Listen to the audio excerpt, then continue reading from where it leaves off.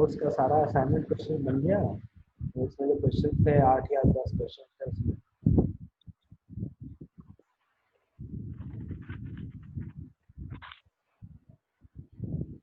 मैं हाँ ना तो कुछ बोलता नहीं।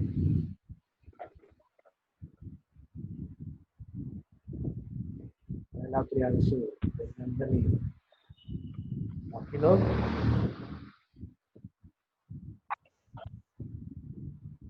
सौरभ कुछ ही बनाए हैं। कौन कौन सा बनाया है सौरभ?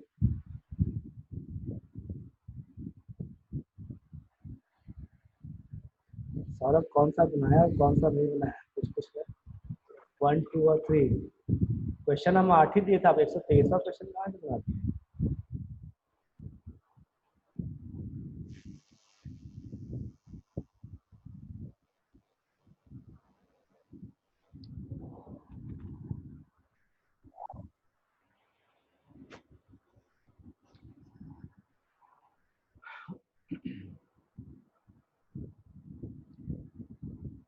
अरे मजाक कर रहा हूँ, हर चीज के लिए सॉरी लिखने की जरूरत नहीं है। चलो ठीक है, मैं क्वेश्चंस क्वेश्चंस डिस्कस करते हैं, ठीक है। क्वेश्चंस देखते हैं, कुछ क्वेश्चंस उसमें अच्छे भी हैं, मतलब कॉन्सेप्ट क्वेश्चन है।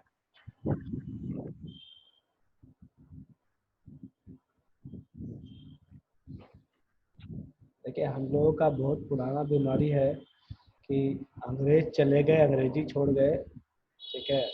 और बच्चा लोग का क्या प्रॉब्लम है, कुछ भी होगा फटाक से सॉरी।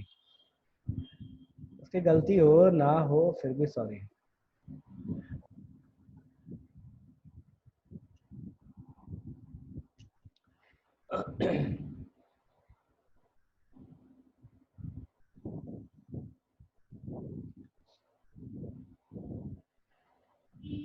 पीडीएफ दिख रहा है, स्क्रीन दिख रहा है सबको?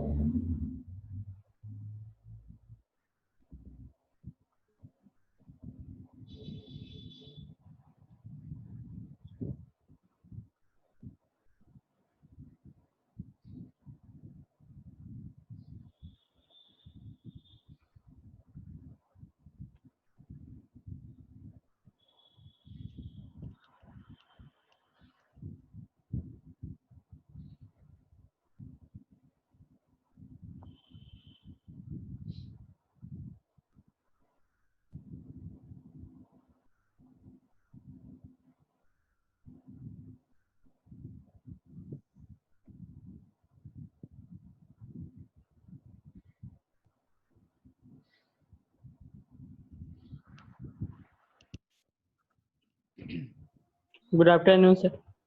गुड आफ्टरनून बिल्कुल। नाश्ता पानी में लेट हो गया क्या? नहीं सर।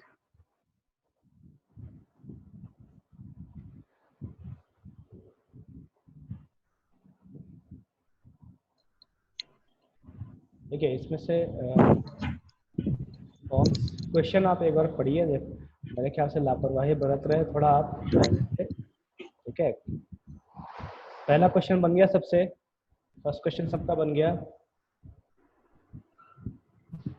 स्क्रीन दिख रहा है कि नहीं अभी भी?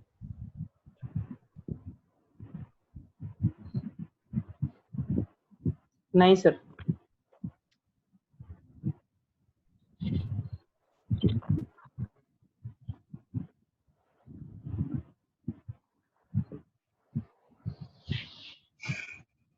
अभी दिख रहा है? हाँ सर, अब दिख रहा है। ठीक है।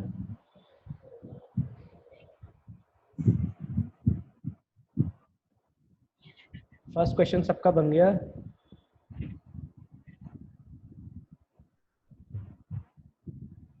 Calculate and compare the energies of two radiations, one with wavelength 400 and the other with 800 nanometer. Question number 2.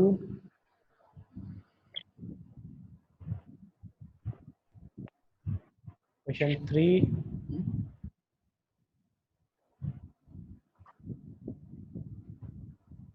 Question number 3 बना सबका?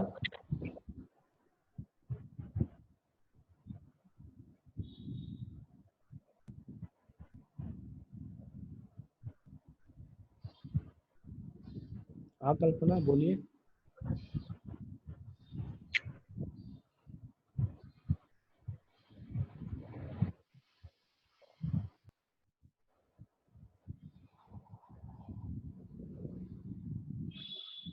हाँ कल्पना बोलिए, आपको अनम्यूट किए हैं। नो सर, कुछ नहीं, हाँ मिस्टेक से हो गया था।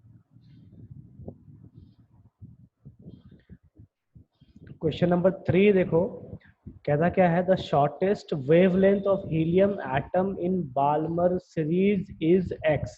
आपको यहाँ पे लैम्डा दे रखा है, लैम्डा दे रखा है एक्स। अब एक चीज देखिए, शॉर्टेस्ट वेवलेंथ और लॉन्गेस्ट वेवलेंथ का फंडा क्या है।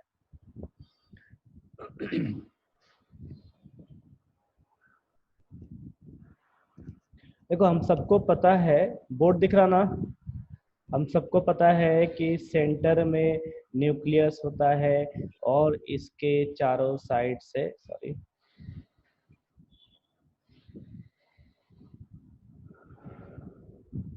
और इसके चारों साइड से इस टाइप से सेल्स होते हैं। First cell, second cell, then third cell, then fourth cell, और ये कहाँ तक जाएगा, तो ये हमारा इन्फिनिटी तक जाएगा। ठीक है। अब जब बात करते हैं हम शॉर्टेस्ट वेवलेंथ की, तो शॉर्टेस्ट वेवलेंथ जब हम बात करेंगे तो आप एक चीज ध्यान रखिए कि wavelength is inversely proportional to velocity.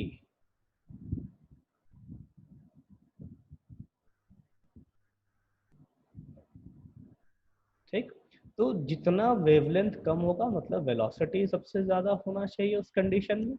ठीक है, तो वेलोसिटी अगर बहुत ज्यादा है, वेवलेंथ कम है, तो जो यहाँ पे इलेक्ट्रॉन है, ये इलेक्ट्रॉन सबसे ज्यादा ट्रेवल करना चाहिए। ठीक है, अब ध्यान क्या रखना हमको, जब शॉर्टेस्ट वेवलेंथ की बात करें तो वेवलेंथ जब हमारे पास शॉर्टेस्ट होगा तो उस कंडीशन में वेलोसिटी जो है वो मैक्सिमम हो जाएगा।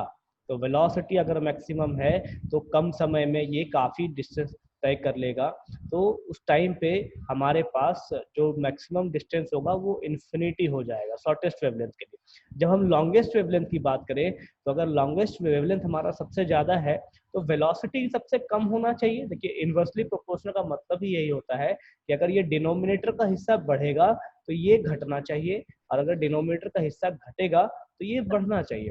तो जब वेवलेंथ सबसे ज्यादा होगा, सबसे बड़ा वेवलेंथ होगा, तो वेलोसिटी सबसे कम होगी, तो इसका जो डिस्टेंस होगा वो कम से कम जो उसका होगा मिनिमम डिस्टेंस यहाँ पे शो करेगा। तो इसका मतलब है कि मैक्सिमम वेवलेंथ और सॉरी शॉर्टेस्ट वेवलेंथ और लॉन्गेस्ट वेवलेंथ का यही मतलब है। तो यहाँ जो हमको मिलेगा वेवलेंथ, ये हमको लॉन्गेस्ट मिलेगा, और जो इन्फिनिटी के पास मिलेगा वो हमको शॉर्टेस्ट मिलेगा।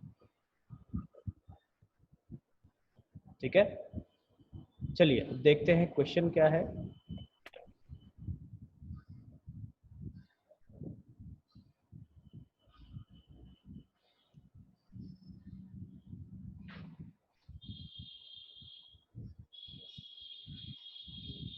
क्वेश्चन क्या है कि the shortest wavelength of helium atom in Balmer series. अभी बाल्मर सीरीज कहाँ से चालू होता है, तो सेल नंबर 2 से, जब n की वैल्यू 2 होगी, n1 की वैल्यू 2 होगी, तो वहां से बाल्मर सीरीज चालू होगा।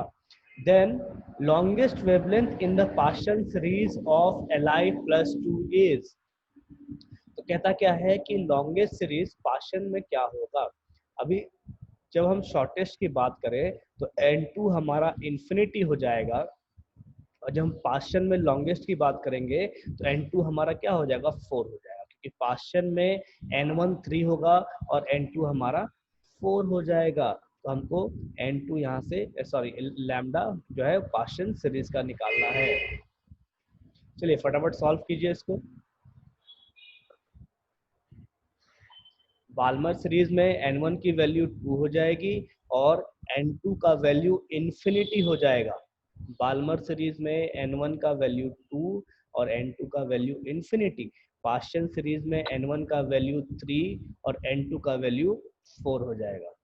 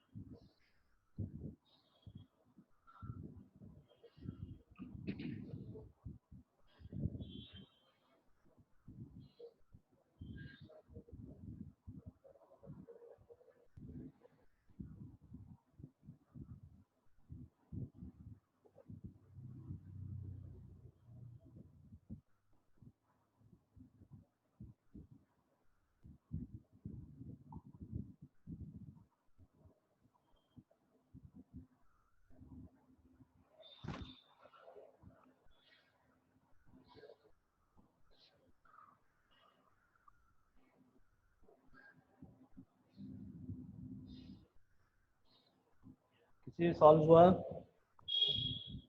क्वेश्चन नंबर 3 किसी से सॉल्व हुआ?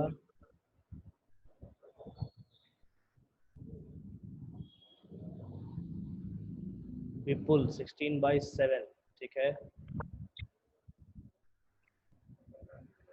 और किसी का?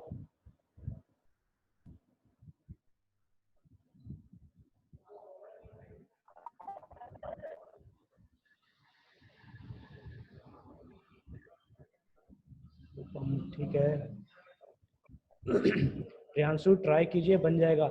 जो मैंने आपको रिट्स का फॉर्मूला दिया है वेवलेंथ के लिए, उसमें ट्राई कीजिए, बनेगा।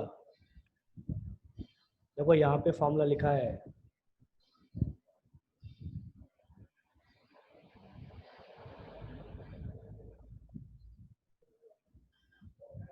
देखिए यहाँ पे फॉर्मूला लिखा हुआ है आपके पास। पास्चन सीरीज है, पास्चन सीरीज है, बाल्मर सीरीज है। तो इस बाल्मर सीरीज में n2 का वैल्यू इन्फिनिटी हो जाएगा और पास्चन सीरीज में n2 का वैल्यू 4 हो जाएगा, ठीक है। और तब आपको निकालना है लैम्डा का वैल्यू।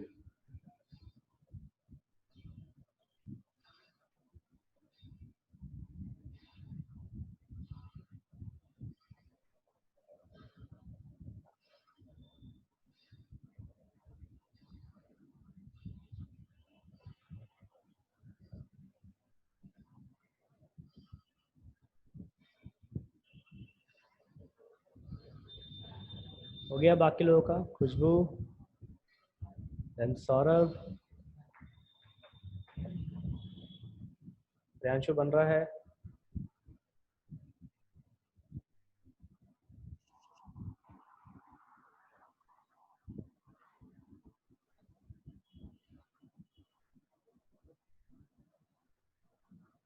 खुशबू, कल्पना, बना आप लोग का?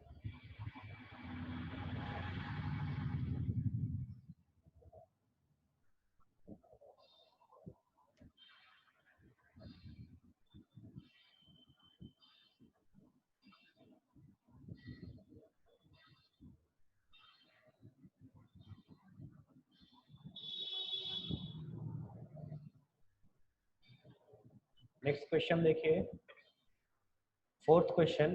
The ratio of difference in wavelength of first and second lines of Lyman series in hydrogen like atom to difference in wavelength for second and third lines of the same series is, मतलब कोई भी hydrogen के जैसा एक atom है आपके पास। तो जैसे ये हाइड्रोजन के पास एक इलेक्ट्रॉन है, तो अगर हीलियम हम लेंगे तो हीलियम के 2 में से 1 इलेक्ट्रॉन निकल जाएगा।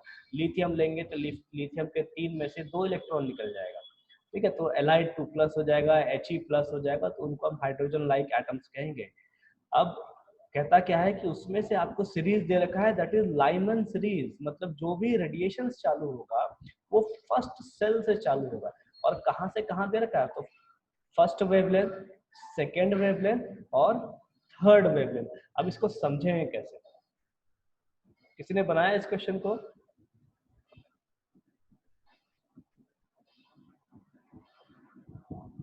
इस क्वेश्चन को किसी ने बनाया है?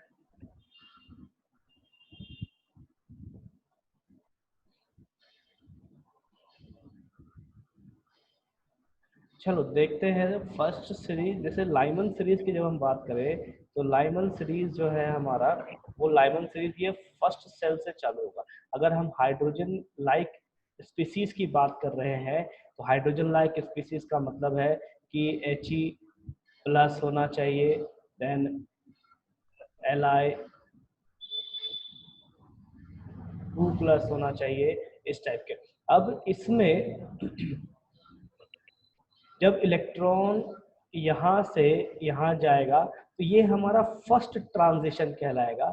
जब इलेक्ट्रॉन यहाँ से यहाँ जाएगा तो ये सेकेंड ट्रांजिशन कहलाएगा। जब इलेक्ट्रॉन थर्ड सेल में जाएगा तो ये हमारा थर्ड ट्रांजिशन कहलाएगा, ठीक है। तो हमारे पास टोटल नंबर ऑफ वेवलेंथ कितने हो गए? ये यहाँ पे फर्स्ट मिल गया हमको वेवलेंथ, यहाँ पे सेकेंड वेवलेंथ मिल गया और यहाँ पे हमको थर्ड वेवलेंथ मिल गया। तो हम क्या करेंगे, इसको डिनोट कर दीजिए। मान लीजिए 3 लैम्डा से, इसको आप डिनोट कीजिए 2 लैम्डा से, और इसको आप डिनोट कीजिए 1 लैम्डा से। अब हम बात क्या कर रहे हैं कौन सीरीज की, तो लाइमन सीरीज की हम बात कर रहे हैं।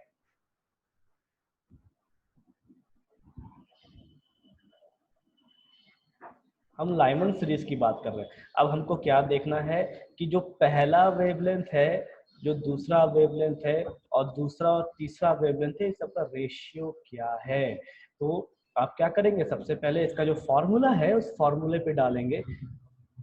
हमने फॉर्मूला क्या देखा है, 1/λ is equal to R Z square bracket में 1/n1 का स्क्वायर माइनस 1/n2 का स्क्वायर। हमने फॉर्मूला ये देखा है। अब देखिए आपको करना क्या है, जब हम लैम्डा 1 की बात करें, तो इस कंडीशन में जो पहला वेवलेंथ है वो यहाँ पे है, मतलब जब इलेक्ट्रॉन फर्स्ट सेल से सेकंड सेल में जंप कर रहा है तो ये हमारा पहला वेवलेंथ क्रिएट हो रहा है। तो इस कंडीशन में जो लैम्डा 1 होगा हमारा, ये लैम्डा 1 हमारा कब जनरेट हो रहा है, जब n1 इज इक्वल्स टू 1 है और n2 इज इक्वल्स टू हमारा पास 2 है, तो हमारा लैम्डा 1 जनरेट हो रहा है। इसी तरीके से हम लैम्डा 2 निकालेंगे, तो लैम्डा 2 इज इक्वल्स टू क्या होगा, जब इलेक्ट्रॉन कहाँ से जंप करेगा, 1 से जंप करेगा, कहाँ की ओर, इस सेकेंड सेल पे जंप करेगा तब। तो यहाँ पे क्या हो जाएगा, लैम्डा 2 के लिए हम n1 क्या ले लेंगे, n1 हम ले लेंगे 1। चूंकि हम लाइमन सीरीज की बात कर रहे हैं तो लाइमन सीरीज में n1 हमेशा 1 रहेगा और चेंज क्या होगा, n2 चेंज होगा। तो इस कंडीशन में n1 1 हो गया और n2 हमारे पास क्या हो जाएगा, यहाँ पे n2 यहाँ पे हमारे पास 3 हो जाना चाहिए, क्योंकि हमने ऑलरेडी एक यहाँ पे ले रखा है, n2 यहाँ ले रखा है। तो सेकेंड वेवलेंथ के लिए हमारे पास जो चेंज होगा वो इस टाइप से चेंज होगा।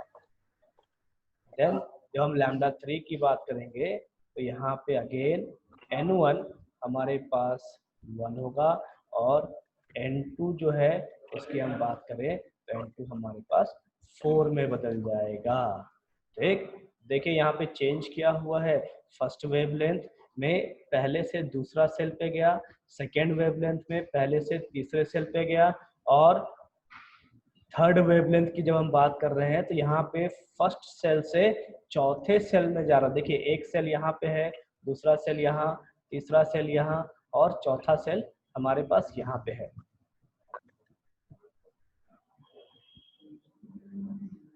हाँ बिल्कुल बिल्कुल, N2 ही चेंज करेगा, क्योंकि हम लाइमन सीरीज की बात कर रहे हैं। तो लाइमन सीरीज में N1 हमारा फिक्स रहता है, ठीक है।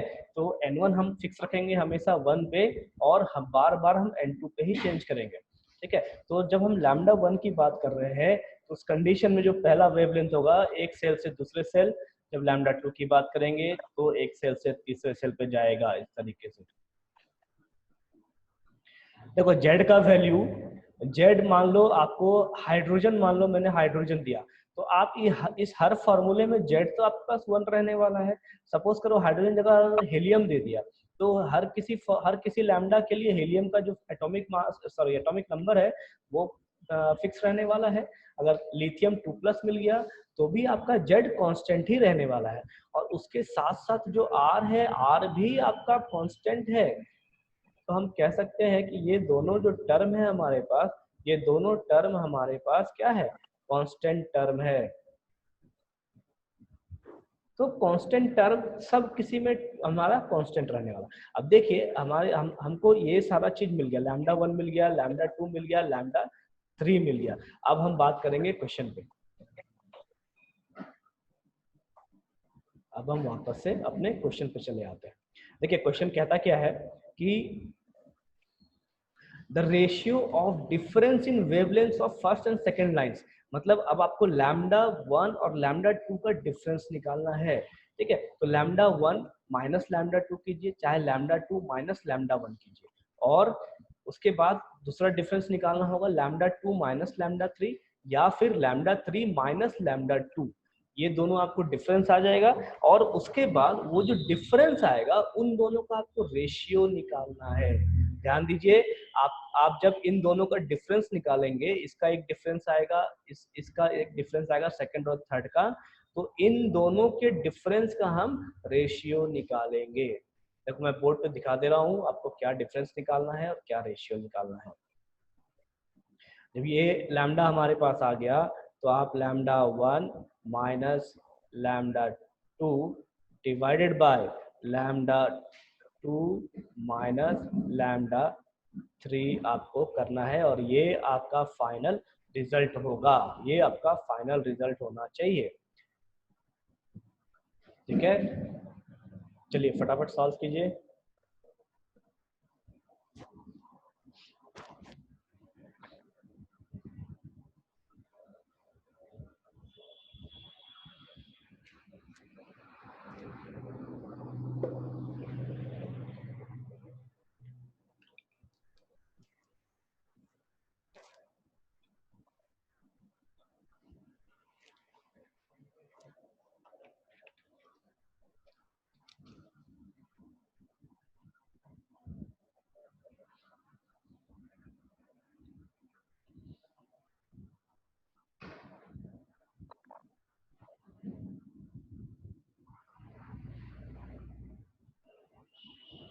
वापस क्वेश्चन पे लेके आओ, वापस क्वेश्चन दिखाऊं या बोर्ड देखना है किसी को?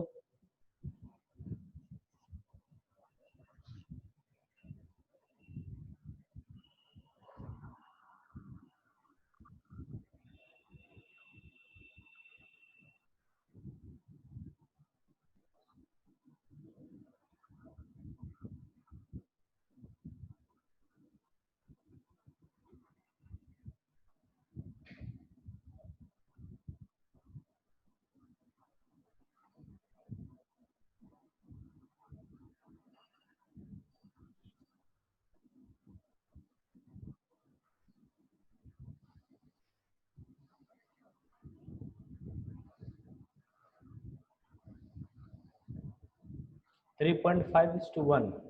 सौरभ 351 नहीं है, 3.5:1 होगा।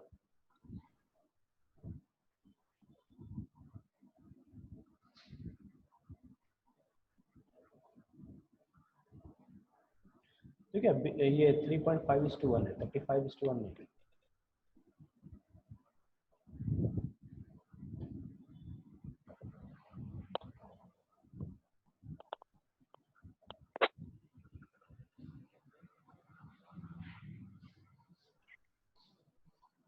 ठीक है रुपम, आज लगता है सौरभ का ज्यादा खिंचाई हो गया क्या?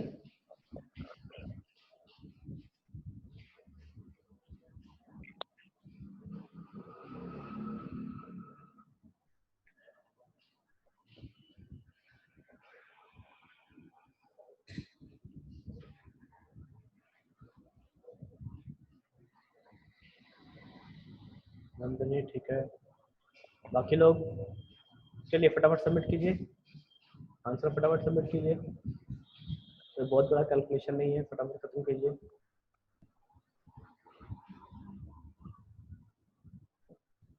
कल्पना, प्रियांशु,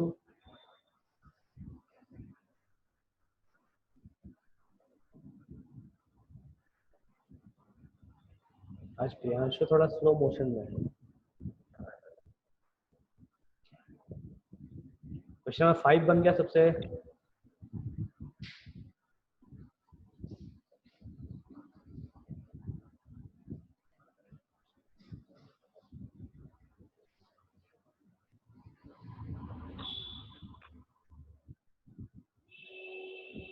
क्वेश्चन नंबर 5 बन गया।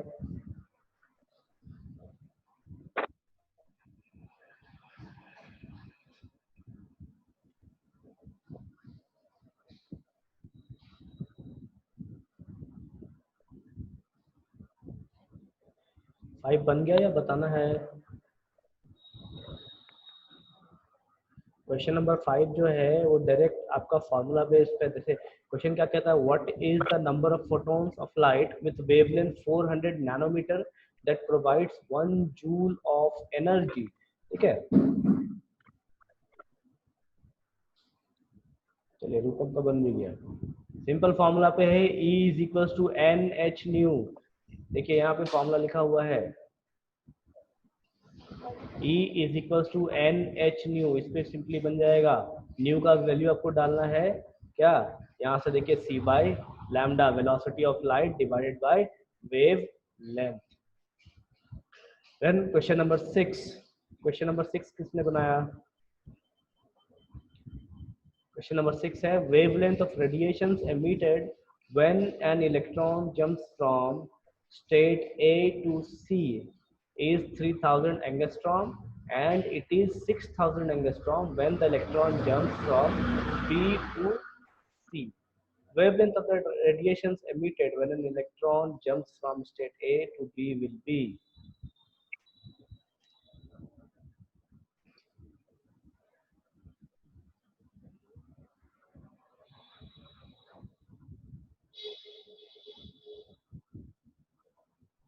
किसने बनाया 6 नंबर?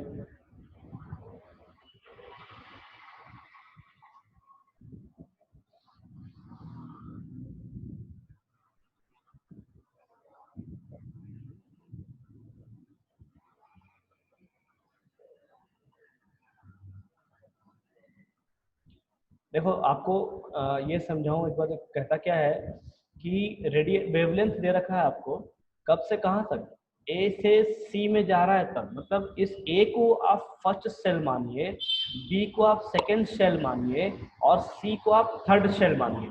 तो जब फर्स्ट सेल से तीसरे सेल में जा रहा है तो उसका जो वेवलेंथ है वो 3000 एंगस्ट्रॉम दे रखा है, ठीक। और जब बी से सी में जा रहा है, मतलब सेकेंड से थर्ड में जा रहा है, तो उसका जो वेवलेंथ है वो 6000 एंगस्ट्रॉम दे रखा है। अब कहता क्या है कि जब ए से बी में जाएगा तो क्या होगा। देखिए इस क्वेश्चन को सॉल्व करने के लिए हमको बोर्स मॉडल पढ़ना पड़ेगा।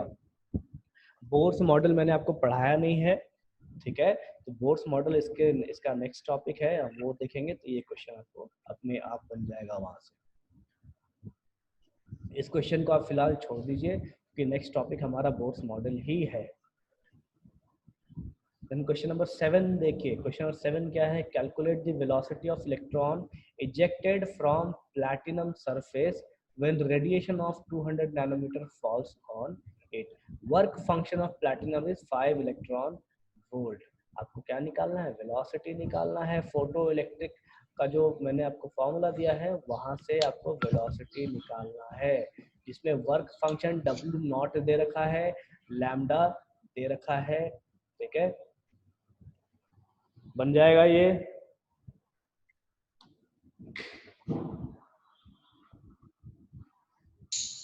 सर 7th और 8 तो पीडीएफ में नहीं है। 7th और 8 6 तक ही है। 6 तक था क्या? तो लगता है Yes, हो sir. सकता है ये मैंने बाद में ऐड किया हो, तो आप एक बार इसको ट्राई कर लेंगे, उसके बाद फिर देखेंगे, ठीक है। Yes sir. तब तक मैं ये नेक्स्ट आपका टॉपिक स्टार्ट करते हैं, बोर्स एटॉमिक मॉडल। देखिए बोर्स ने जो एटॉमिक मॉडल दिया था, ये आपका, ये भी हम कहते हैं कि ये हमारा पहला सक्सेसफुल मॉडल था जो एटम्स के बारे में इन्होंने समझाया था, ठीक है। और इन्होंने काफी हद तक काफी कुछ समझा दिया था एटम्स के बारे में, जो रदरफोर्ड वगैरह या थॉमसन वगैरह लोग समझाने में नाकामयाब थे, ठीक है। तो उनका कुछ थ्योरी मिक्स है इसमें, उनका थ्योरी को लिया इन्होंने, फिर उसमें कुछ रिसर्च किए, तब देखा, और फिर जाके इन्होंने कुछ ना कुछ अपने कमेंट्स लिखे। तो सबसे पहला क्या, it is also known as quantum mechanical model of atom which removed the drawbacks of Rutherford model of atom and hydrogen spectrum। ये क्वांटम मैकेनिकल कहने का मतलब है कि ये एकदम सूक्ष्म रूप से उसको देख, उस मॉडल को प्रीव्यू कराया इन्होंने, मतलब उजागर किया, और जिसमें से रदरफोर्ड मॉडल को जो ड्रॉबैक्स था, मतलब जो खामियां थी, उनको निकाल के लाए। देन हाइड्रोजन स्पेक्ट्रम में जो खामियां थी उनको निकाल के लाए। The concept is based on quantum theory and classical theory of physics. जो फिजिक्स का क्वांटम थ्योरी है और क्लासिकल थ्योरी है, इन दोनों को मिला के इन्होंने बनाया था। Then important postulates of Bohr's model of atom। देखिए ये जो important postulates है, ये काफी इंपॉर्टेंट है क्योंकि कई बार ऑब्जेक्टिव क्वेश्चंस आता है इसके ऊपर। तो सबसे पहले इन्होंने क्या कहा था कि size of nucleus is very small consisting of protons and neutrons at the centre of atom. ये कहते हैं कि जो न्यूक्लियस है वो काफी छोटा होता है और उसमें प्रोटॉन्स और न्यूट्रॉन्स होते हैं। और प्रोटॉन्स और न्यूट्रॉन्स कहाँ पे होंगे? उस न्यूक्लियस के अंदर। न्यूक्लियस कहाँ होगा? तो एटम के सेंटर वाले हिस्से पे, जो एकदम सेंटर का हिस्सा होगा उसमें हमारा न्यूक्लियस होगा। देन सेकेंड पॉइंट इन्होंने दिया था, the electrons revolve around the nucleus in a circular orbit. जो इलेक्ट्रॉन्स होंगे वो न्यूक्लियस के गोल गोल एक सर्कुलर ऑर्बिट में चारों तरफ घूमेंगे, just like our planetary system. जो हमारा सन और प्लैनेट्स है ठीक उसी प्रकार। The force of attraction between the nucleus and electron is equal to centrifugal force of the moving electron in a orbit। अब देखिए, आप सबने एक चीज किया होगा बचपन में, या नहीं किया होगा नहीं कह सकते, लेकिन मैंने तो काफी किया है। देखो एक पत्थर में रस्सी बांध के हम लोग ऐसे ऐसे घुमाए हैं बहुत, ठीक है। मैंने तो काफी बार घुमाया बचपन में, क्योंकि उस टाइम पे हमारा जो खेल होता था वो ऐसा ही आलतू फालतू ही खेल होता था, ठीक है। तो आप देखो, जब वो आप किसी पत्थर पे रस्सी बांध लो और आप उसको गोल गोल ऐसे घुमाओ। सौरभ ने भी खेला है, चलो ठीक है। तो जब हम उस रस्सी को ऐसे गोल गोल घुमाते हैं ना, तो देखो आपका वो जो रस्सी है वो रस्सी एकदम स्ट्रेट हो जाता है, ठीक। और स्ट्रेट होने के बाद एकदम पत्थर यहाँ से उस रस्सी को एकदम खींचता है, मतलब अपने बाहर की ओर फोर्स लगाता है। तो जब आपने यहाँ पकड़ के ऐसे गोल गोल आप घुमा रहे हैं और अचानक से आप रस्सी को ऐसे छोड़ दो, ठीक है, आपने पकड़ रखा है, अचानक से रस्सी को छोड़ दीजिए, होगा क्या कि जो रस्सी है वो एक डायरेक्शन में बाहर निकल जाएगा, ठीक है। एक डायरेक्शन में बाहर निकल जाएगा, मतलब जो पत्थर है, जिस सर्कल पे पत्थर घूम रहा है उस सर्कल पे एक फोर्स लगा के बाहर की ओर चला जाएगा। अब देखिए, इसको मैं आपको दिखाऊं एक बार।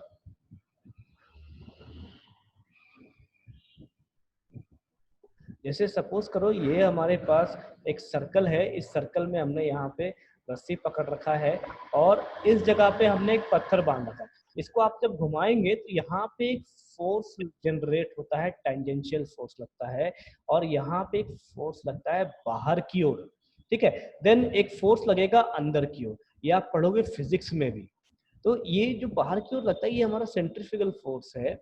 अब ये फोर्स करता क्या है? इस चीज को बैलेंस करता है। तो सेम चीज बोर ने बताया था इलेक्ट्रॉन्स और न्यूक्लियस को लेके, कि जो यहाँ पे पॉजिटिव चार्ज है, यहाँ पे जो पॉजिटिव चार्ज है, ये पॉजिटिव चार्ज, और यहाँ पे सॉरी यहाँ पे जो नेगेटिव चार्ज है, ये इन दोनों के बीच का जो अट्रैक्शन है उसके वजह से बैलेंस रहता है, और इनके वजह से जो सेंट्रीफ्यूगल फोर्स जनरेट हो रहा है उसके वजह से ये बैलेंस रहता है।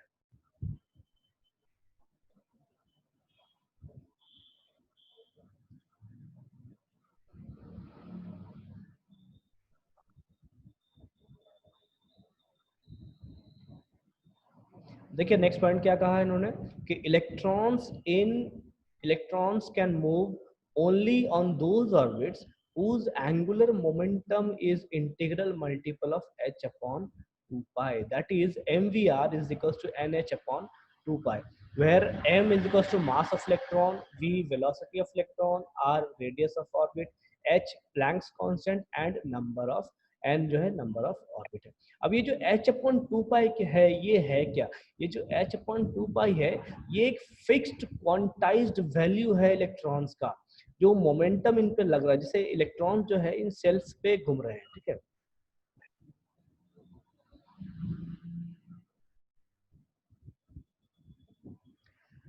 जैसे मोमेंटम हम लोग पढ़ते हैं, मोमेंटम हम लोग क्या देखते हैं? मास इनटू वेलोसिटी, ये हमारा फॉर्मूला होता है मोमेंटम का। हम इसको कब यूज करते हैं? जब स्ट्रेट लाइन में ट्रेवल कर रहे हैं तब।